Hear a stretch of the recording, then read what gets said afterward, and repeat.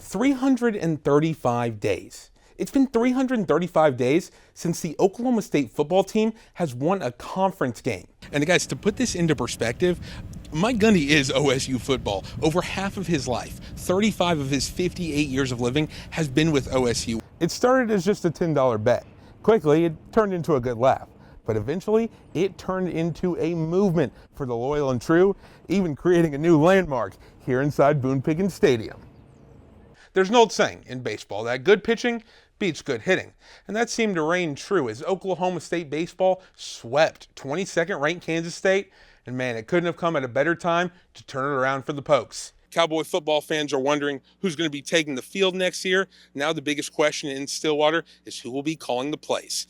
There's a chance that you, the viewer at home, could open up door number 3 and get a brand new car, or at least you could enter in to win one through Pokes for the Purpose. Players and coaches were told and met at 1 p.m. And an interesting fact, guys, players found out the same way we did via social media.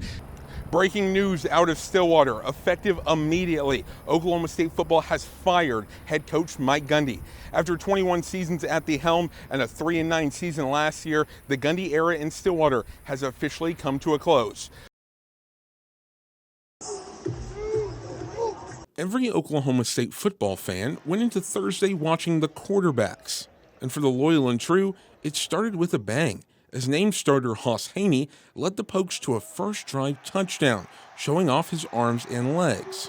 But emotions quickly changed towards the end of the first quarter, as Haney went into the locker room with an eventually announced broken foot. And while worry and confusion filled the stands as Zane Flores stepped in, for his teammates, it was just time to adapt. You know, when the starting quarterback goes out, we're going to see who's going to step up. So I think Zane did a really good job at stepping up and doing his part for the team. So, yeah. I think he stepped up to the big moment. I mean, it's his first game, yeah. I mean, it's a lot of our guys' first game. So I think just him able to calm down, like not panic, not freak out or anything, just beat himself and going back to what we do at practice every day. So. With the simplified playbook, Flores would go 13 for 20 with 136 yards to lead the Cowboys to the win. But a tall task stands for the redshirt freshman out in Eugene, Oregon this upcoming Saturday. Reporting from Stillwater, Zach Berger, The Daily O.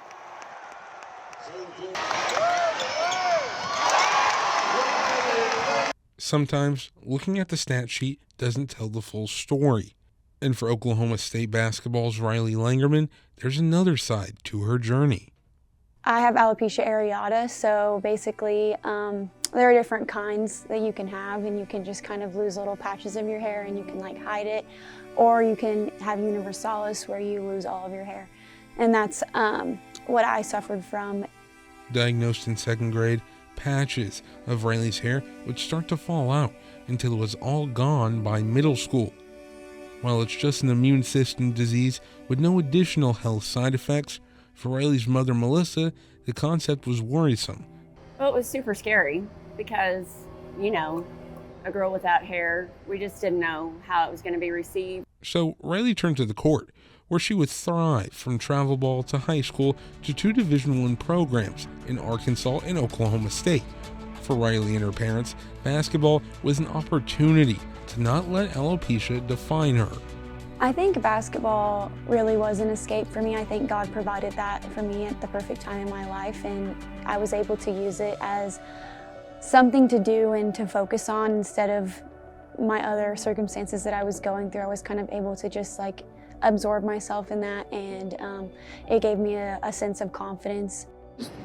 Always afraid that she'd be known as a girl without hair that played basketball. She always wanted to be the basketball player that didn't have hair.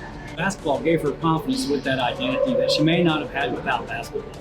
After learning to accept her challenge through the Lord, Riley then realized that her condition could not only empower herself, but others. God was going to give me a very unique opportunity to be able to impact younger people, because whenever I was going through it, I didn't have anyone to look up to. My whole goal was just to be who I needed when I was younger. She was there for them, but they were also there for her. She will answer you. She will talk to you. She will call. She's FaceTime people. You know, how do you do your eyebrows? Let's FaceTime. I'm going to help you walk you through it. Now in her 5th and final year in college and 2nd season in Stillwater, Riley is dominating on the court and inspiring off of it with helping others and being who she was always meant to be. Your true beauty is found in who you are and in your character and how you love people. I think that God used alopecia in my life to grow my dependence on Him, and I mean in a way that I don't think any other circumstances could. And so I think being able to find my identity in God and lean on my family around me and the support that they gave me is the reason I am who I am today. Listen, it's no secret that it has looked hopeless for Cowboy football. They haven't won an FBS game since September of 2024 and haven't won a conference game since November of 2023. But if anything is on their side, it's history. So let's break it down.